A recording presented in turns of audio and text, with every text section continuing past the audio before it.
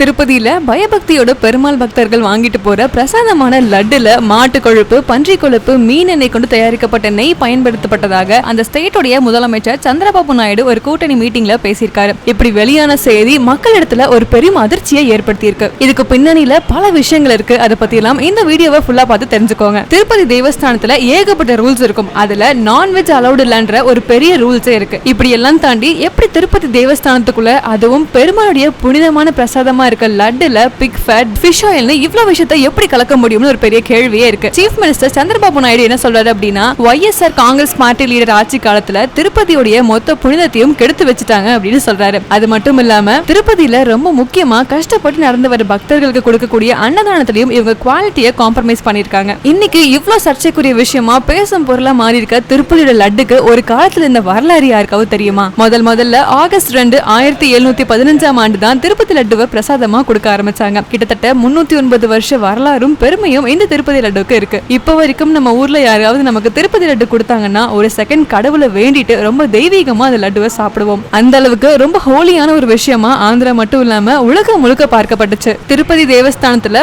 பொட்டு அப்படின்ற கிச்சன்ல தான் திருப்பதி லட்டு எல்லாம் செய்யப்படுது. இந்த கிச்சன்ல 3 கன்வேயர் பெல்ட் இருக்கும். 1984 தான் கேஸ் அடுப்புல லட்டுவை ப்ரிப்பேர் பண்ணாங்க. அதுக்கு முன்னாடி வரைக்குமே விறகடுப்புல தான் செய்வாங்க. இந்த லட்டு பொட்டு கிச்சன்ல 620 குக்ஸ் இருக்காங்க.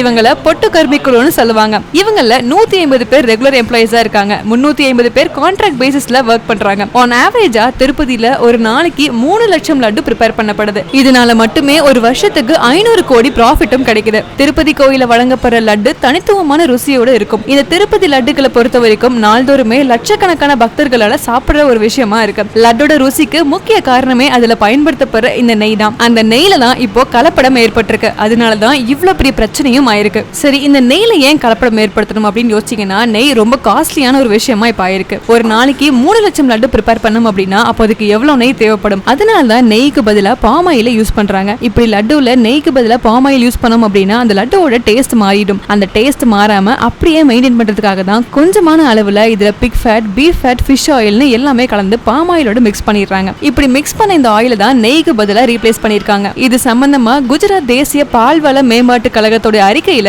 திருப்பதி லட்டுல விலங்குகளுடைய கொழுப்பு சேர்த்திருக்கதா அறிவிக்கப்பட்டிருக்காங்க. அந்த ரிப்போர்ட்டை தான் இப்போ நியூஸ் அண்ட் சோஷியல் மீடியால நிறைய பேர் ஷேர் பண்ணிட்டு இருக்காங்க. அண்ட் நீங்களும் அதை பார்த்திருப்பீங்க. இப்போ கடைசியா வந்த நியூஸ்ல கூட திருப்பதி ஏழுமலையான் கோவில் பிரசாதத்துல லட்டு தயாரிக்கப்படுற பயன்படுத்தப்படுற நெய்ல மாட்டு கொழுப்பு கலந்திருக்கிறது உண்மைதான் அப்படின்னு தேவஸ்தான செயல் அலுவலர் ஷியாம்லா லாவ் ஒப்புதல் தெரிவிச்சிருக்காரு. கிட்டத்தட்ட 309 ஆண்டுகள் பழமையான தெய்வீகம் நிறைந்த திருப்பதி லட்டுடைய புனித தன்மை இப்போ ஒரு பெரிய கேள்விக்குறியா இருக்கு. இதை பத்தி நீங்க என்ன நினைக்கிறீங்க அப்படின்றத கமெண்ட் செக்ஷன்ல ஷேர் பண்ணுங்க.